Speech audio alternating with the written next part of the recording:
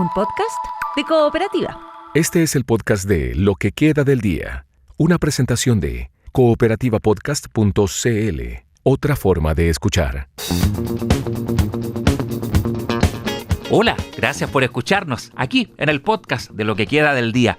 Te quiero invitar a escuchar la conversación que tuvimos en el programa de hoy con Gonzalo Duque Escobar. Él es ingeniero civil y académico de la Universidad Nacional de Colombia, sede Manizales. Objeto de estudio se está señalando por parte de especialistas del mundo entero que va a ser este terremoto porque tuvo características muy particulares respecto a su duración o al daño que ha provocado pese a estar a casi 100 kilómetros de profundidad. ¿Está preparado Colombia? ¿Qué tanto está preparada su población también para este tipo de eventos? ¿Se había advertido algún riesgo? ¿Algunas placas que no se han movido en los últimos años? Parte de lo que nos contó este especialista desde Colombia. Y también estuvimos en la región de Atacama conversando con su gobernador, con Miguel Vargas, a propósito de las emergencias que está dejando el evento meteorológico en la zona norte del país y que puede tener los momentos más complejos en el amanecer de este día miércoles. Gracias por escucharnos. Preocupa el evento meteorológico que se está presentando en el norte del país, sobre todo por lo que podría ocurrir durante las primeras horas, el amanecer del día miércoles. Vamos hasta la región de Atacama, vamos a conversar con su gobernador regional Miguel Vargas. ¿Cómo está, gobernador? Bienvenido. Hola, Rafael, ¿cómo estás? Gusto de saludarte.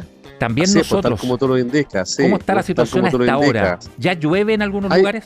Estuvo lloviendo desde mediodía, más o menos. Yo estuve en el interior de Tierra Amarilla, en el sector del embalse Lautaro, con equipos de la Junta de Vigilancia del río Copiapó, también de Minera Caserones. Estábamos monitoreando el comportamiento del embalse. Ahí empezó a llover bien fuerte a eso de las 11 de la mañana. Después paró en el transcurso de la tarde. En este rato no está lloviendo aquí en Copiapó tampoco, pero se mantiene el pronóstico de 30, 40, hasta 40 milímetros durante la madrugada y el día de mañana, que es lo que pronostica la Dirección de Meteorología en toda la zona precordillerana de la región de Atacama. La buena noticia es que a partir de las 18 horas se registra una isoterma cero más baja, 2.400 metros sobre el nivel del mar. Eso nos reportan desde Minera Caserones y eso de verdad es un alivio importante porque la información que teníamos era que estábamos con una isoterma por sobre los 4.000 metros y claro, el peligro de ello es que al llover a esa altura y por la nieve que está acumulada en esos lugares, eso podía provocar remoción en masa, aluviones, y eso genera muchas preocupaciones en la región porque se viene a la memoria lo que fueron los aluviones del año 2015, que se recuerda eso con mucha tristeza por los daños, las pérdidas de vida y todo lo que provocó aquí en prácticamente toda la región de Atacama. Claro, se activaron quebradas que estaban secas, se desbordaron ríos como el Copiapó, el río Salado, ¿cierto? Bajando hasta... Así es, la cuenca del río Salado, la cuenca de Paipote, el río Copiapó, las cuencas en la comuna de Alto del Carmen, que siempre están complejas, son localidades que están separadas por bajadas de agua, por pequeñas cuencas que se activan rápidamente y provocan daños en la ruta. De hecho, tenemos en la zona alta de Alto del Carmen, con el agua que ha caído hasta ahora, y ya interrupciones en la ruta, en el Valle del Tránsito, en el sector de Conay hacia Junta Valeriano. Ahí tenemos algunas interrupciones en el camino, según lo que nos reporta Vialidad. En el resto de las rutas no tenemos dificultades todavía. No ha caído tanta agua como se pronosticaba en el día de hoy, aunque todos los pronósticos decían que las precipitaciones iban a estar con mayor intensidad en la madrugada de mañana y durante la jornada del día miércoles. Gobernador, respecto precisamente a esta comparación, poco más de una década después, ¿cuánto ha cambiado la región? ¿Cuánto han cambiado las medidas de seguridad? Hemos visto algunas obras, roqueríos, algunos bordes bajando por el río El Salado, por ejemplo, entre otros. En cuanto a la preparación de la ciudad también y también la preparación para enfrentar una emergencia, en este sentido, ¿cómo lo ve usted? Yo creo que hemos ido preparándonos cada vez más porque el 2015 nos marca con mucha fuerza como región y desde ahí se hicieron los estudios en prácticamente todas las cuencas. Yo era intendente en ese tiempo, Rafael, y una de las primeras medidas que tomamos fue estudiar con mucha profundidad las cuencas a través del Ministerio de Obras Públicas. Se hicieron estudios que tuvieron un componente de participación bien importante, se recogieron muchas opiniones y logramos definir grandes obras a ejecutar en la quebrada de Paipote, en el río Copiapó, en el río Salado. Muchas de esas obras se han hecho. De hecho, yo me encuentro en este momento aquí en Paipote, estoy con vecinos, vecinas, dirigentes de los campamentos acá. Estuvimos hace poquito en la quebrada de Paipote y uno la mira ahora respecto de cómo estaba el 2015, hay un cambio sideral. Entonces la quebrada resiste una bajada de agua importante.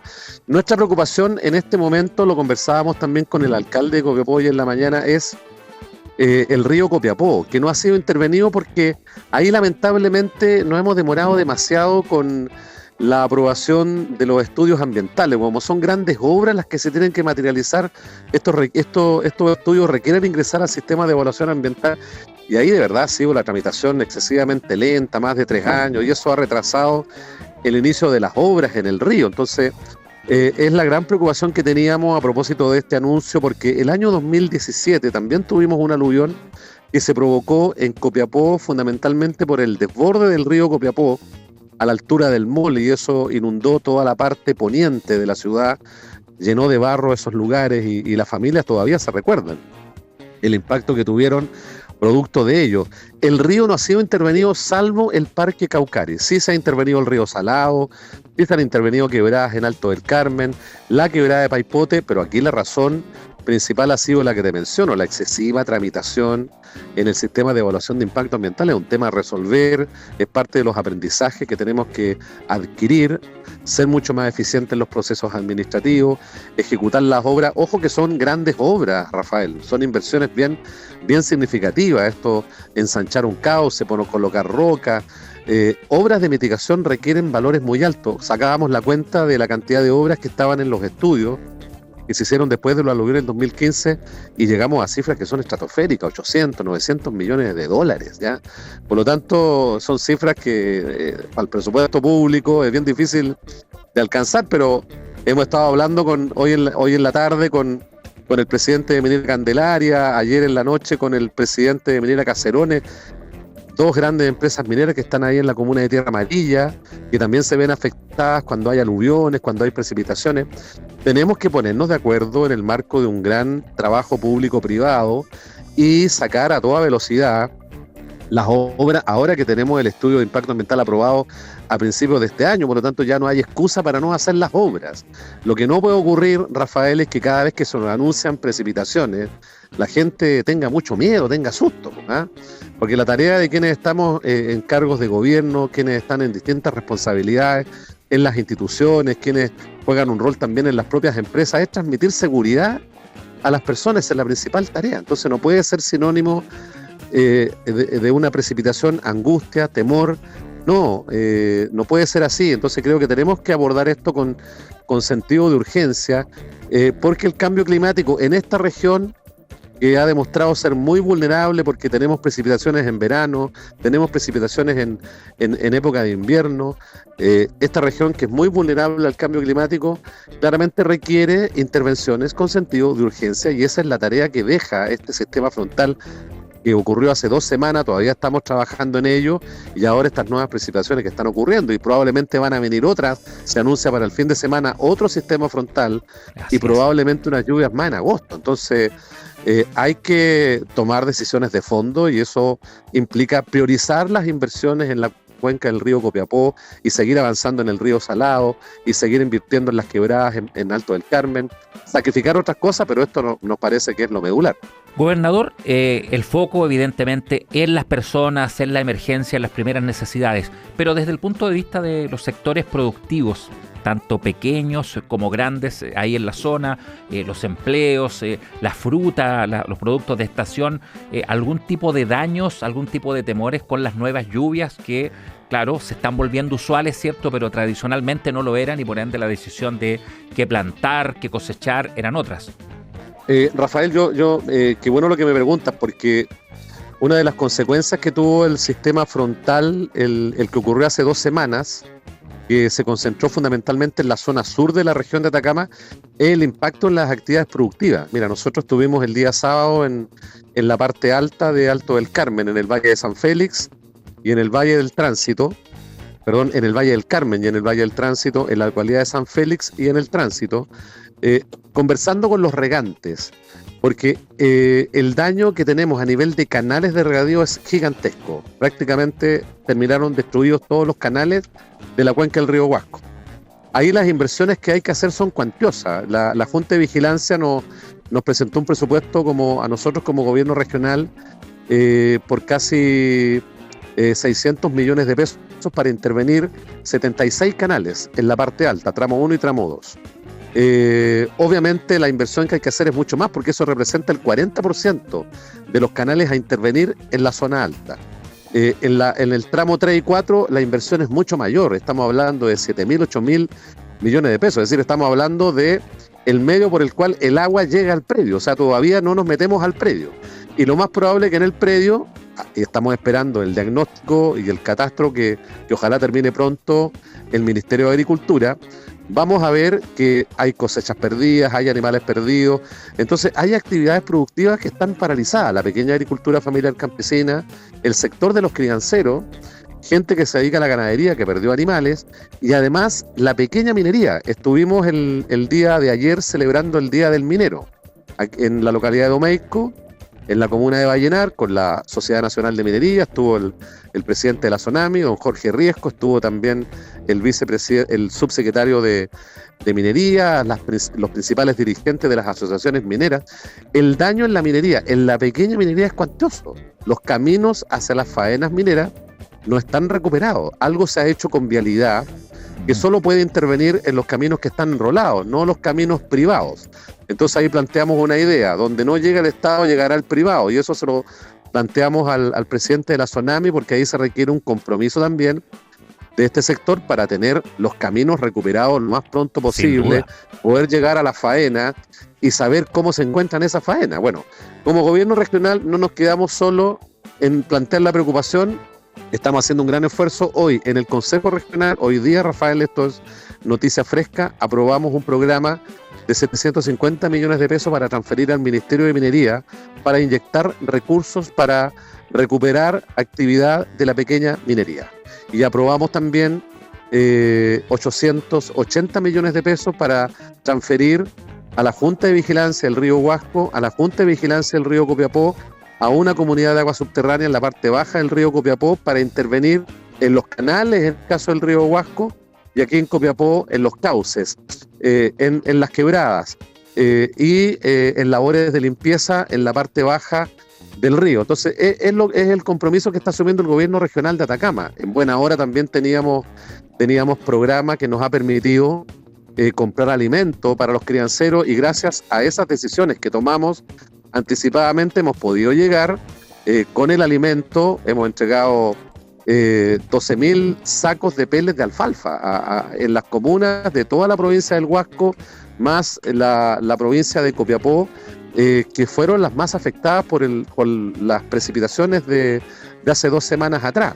Entonces, yo creo que a raíz de todo esto, y yo agradezco por eso lo que me preguntas, yo lo dije en un medio de comunicación local, creo que se requieren muchos más recursos para enfrentar esta emergencia. Hasta ahora, y lo digo con mucha responsabilidad, porque en general aquí hemos trabajado bien con las autoridades regionales, con la delegada presidencial, con los delegados, la delegada presidencial regional, los delegados presidenciales provinciales, con el general jefe de zona, jefe de la defensa en la provincia del Huasco, el general Paredes, con las fuerzas de orden y seguridad, con las autoridades nacionales que han venido. En general hemos trabajado bien, hay buen diálogo, pero faltan más recursos del gobierno central para enfrentar la emergencia. Si eso es lo que piden los alcaldes y es lo que constatamos también nosotros en el terreno, porque esto no lo podemos recuperar con el presupuesto del gobierno regional.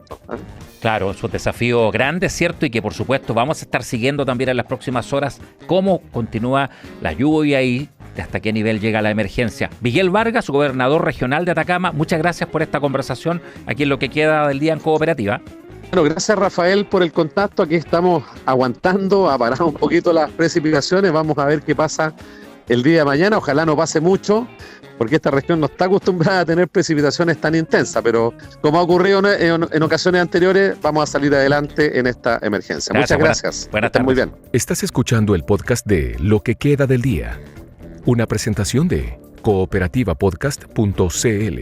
Centenares de personas fallecidas, preocupación en las autoridades locales, también la solidaridad, sobre todo del resto de América Latina, ha generado el terremoto que afectó a Colombia durante esta semana.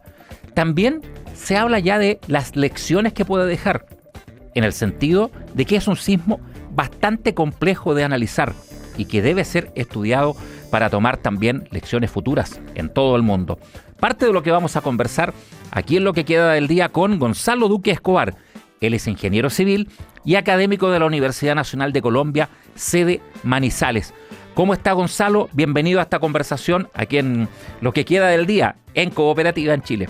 Bueno, muy agradecido en nombre de la Universidad Nacional y en mi propio nombre por esta oportunidad para compartir con la gente estas inquietudes y estas visiones sobre el desastre que vive Colombia hoy.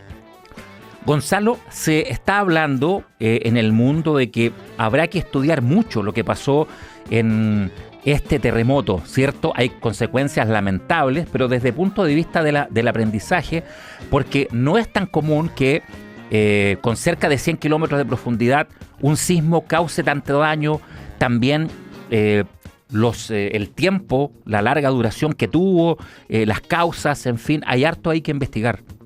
Efectivamente, incluso hay que superar ciertos prejuicios. Hay gente que cree que es que está temblando más. No, simplemente que las ciudades están creciendo de forma irresponsable y no es que tengamos más sismos, sino desastres mucho más grandes, con mayores niveles de perjuicios, con mayor impacto sobre la sociedad, la economía y el medio ambiente. ¿Qué sectores, en este sentido, tomando lo que usted nos señala, ya con el paso de las horas, además de las lamentables pérdidas humanas, se han visto más perjudicados desde el punto de vista material? ¿Dónde va a estar el foco de la construcción, de la revisión de todo lo que ha pasado?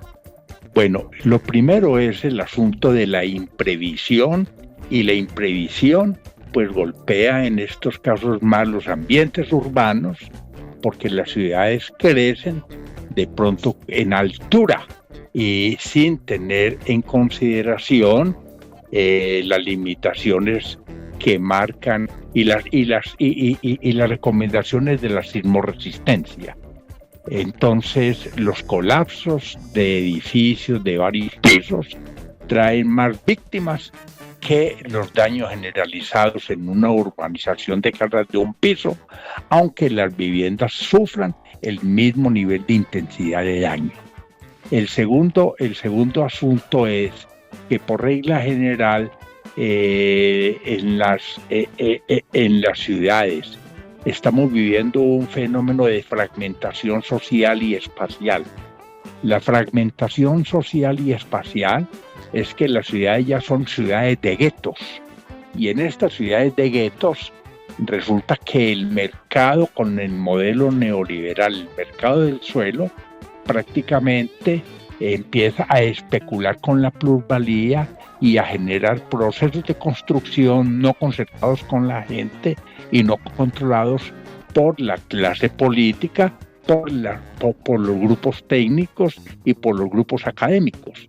Entonces, lo que estamos viendo es el crecimiento de la vulnerabilidad espacial en los territorios, porque la gente no se ha empoderado de la ciudad, toda vez que no hay una visión colectiva de lo que es la ciudad y el cuidado del medio ambiente, sino una fragmentación de la ciudad que el mercado la aprovecha con propósitos de crecimiento económico y no de desarrollo urbano y social. Ciudades con pocas áreas verdes y con muchas áreas vulnerables. A propósito del terremoto en Colombia, estamos conversando desde este país con Gonzalo Duque Escobar. Él es ingeniero civil y académico de la Universidad Nacional de Colombia, sede Manizales. Gonzalo, desde la ciencia, desde la academia, ¿cierto?, se ha avanzado en poder anticipar algo más o menos en un espectro de años cuando podría haber un terremoto, también unos segundos antes hay algunos instrumentos, pero no es más que eso, ¿cierto?, al hacerlo con seriedad. En este sentido, ¿había un anticipo de posibilidad de que en el rango de una década o que en algún momento esta zona afectada tan duramente por el terremoto pudiese presentarse en esta parte de Colombia, o fue muy sorpresivo respecto a lo que se venía estudiando desde la sismología en el último tiempo? A ver, aquí en la región donde yo vivo, y esto es un conocimiento que ya se ha generalizado en Colombia, es decir, esa visión de lo que es el territorio se conoce en departamentos vecinos del centro occidente colombiano, que fue lo que resultó golpeado. Sabemos que tenemos dos fuentes sísmicas, una fuente sísmica que tiene que ver con la zona de subducción y que había generado sismos en 1961 y 62 con profundidades de 70 a 100 kilómetros de profundidad, sismos con magnitudes del orden un poquito superiores al 7. Esa misma fuente sísmica que da un doblete en el año 61 fue en diciembre, en el año 62 fue a mitad de año. Repitió en el año de 1979 en el occidente colombiano. Tanto en noviembre 23 tuvimos un sismo de magnitud superior a 7, como el 12 de diciembre otro sismo de magnitud similar, un poco más al sur, pero de la misma fuente sísmica afectando el occidente colombiano. En diciembre del 79 fue un gran tsunami en el sur de Colombia, en vecindades con el Ecuador. Bueno, y ahorita tuvimos este evento, y a pesar de que sabemos desde el punto de vista académico que puede haber un segundo evento no cercano, pero sí en el occidente colombiano, porque es que el occidente colombiano es todo el andén pacífico, y estamos desde la parte más norte de la placa de Nazca hasta la parte más sur de la misma placa en territorio colombiano. Seguramente vamos a tener en cuestión de meses otro evento similar, un poco más al sur, hacia la zona de Buenaventura o hacia los límites con Ecuador. Y la otra fuente sísmica que tenemos es mucho más preocupante, porque no es la zona de subducción, sino la falla de Romeral, que es una falla activa que recorre a Colombia desde el macizo colombiano, pasando por el eje cafetero y yendo hacia Medellín. Esa fuente sísmica activa en esa provincia sismotectónica termina ahí justamente en Medellín.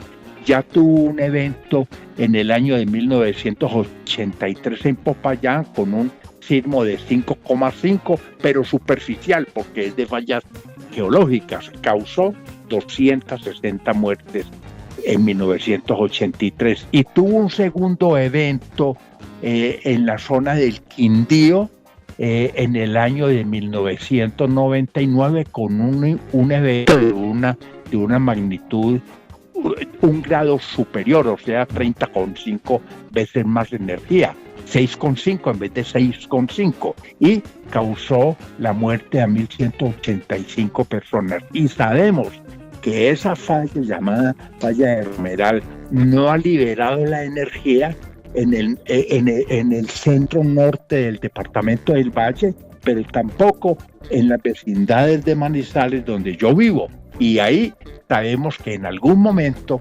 vamos a tener un evento. Lo que pasa es que en la falla de Romeral, para que un sismo se repita en un mismo punto, el periodo de retorno puede ser de 500 o 700 años, según estemos hablando de sismos de magnitud 5 o 7. Eso lo sabemos. Entonces es triste que tengamos que las ciudades en este momento estén presentando el colapso de estructuras que se han construido después de que Colombia, a raíz de los sismos que ya ha tenido, como el de Popayán, como el de Cafetero, como los sismos que yo mencioné del año 61 y 62 y 79, que tengamos edificios que hayan colapsado. ¿Por qué? Porque no estaban cumpliendo las normas de sismoresistencia. Y también es triste que, aunque se haya hecho la microzonificación sísmica en las ciudades capitales, las ciudades de 500,000 o más habitantes, o 1 millón de habitantes, como Medellín, como Pereira, como Armenia, como Manizales, como Cali. En Cali estamos, y en Pereira estamos viendo un desastre donde hay varias víctimas afectadas por el desplome de edificaciones que no son tan antiguas, que se construyeron después de tener el código de construcciones sismorresistentes. Entonces la pregunta es, si existen las normas de sismorresistencia, si existe la tecnología, ¿por qué no se ha avanzado en la microzonificación también de los pequeños poblados? Porque son suelos muy blandos que pueden amplificar las ondas sísmicas, aunque en los pequeños poblados, por fortuna, no hay edificios con grandes desarrollos en altura. Tendrán máximo 1, 2 y hasta 3 pisitos no más. Pero aquí en la ciudad estamos viendo edificios de 5, 10, 20, hasta 30 pisos.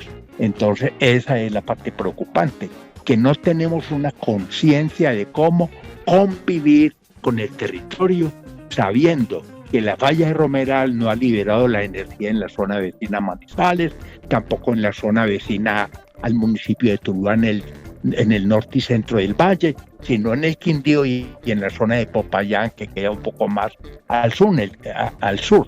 Eso es preocupante, y que no se haya avanzado en la microzonificación de pequeños poblados, porque también en los pequeños poblados estamos viendo, por ejemplo, las iglesias que pueden tener 100 años o 50 años de construidas, templos bastante lindos. Hoy en día, con el terremoto que tuvimos ayer, estamos viendo un deterioro gravísimo, un daño enorme al patrimonio arquitectónico de estos pueblos, que la economía está soportada en gran parte en el turismo. Le agradecemos por esta conversación a Gonzalo Duque Escobar, ingeniero civil y académico de la Universidad Nacional de Colombia, sede Manizales, por las explicaciones además respecto a cómo se está dando el análisis, ¿cierto?, de lo ocurrido, las placas, los riesgos que hay que esto pueda pasar en otras zonas y por supuesto los aprendizajes que esto también va a dejar. Gracias, Gonzalo, mucha fuerza para seguir enfrentando por supuesto esta emergencia ahí en Colombia. Hasta otra oportunidad, que esté muy bien. A ustedes muy amables por este gesto solidario. Aquí termina el podcast de Lo que queda del día. Lo escuchas en vivo de lunes a viernes desde las 5 de la tarde en Radio Cooperativa y todos los días en cooperativapodcast.cl.